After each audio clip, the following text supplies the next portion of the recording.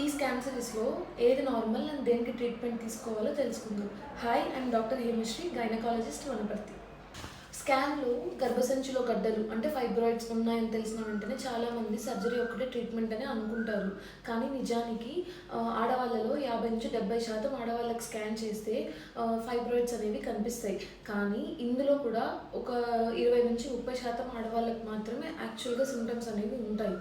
ఒకవేళ మీకు ఫైబ్రాయిడ్స్ అనేవి చిన్న సైజులో ఉన్నా లేదా మీకు ఎటువంటి సిమ్టమ్స్ లేకపోయినా కూడా అసలు ట్రీట్మెంట్ అనేది అవసరం లేదు.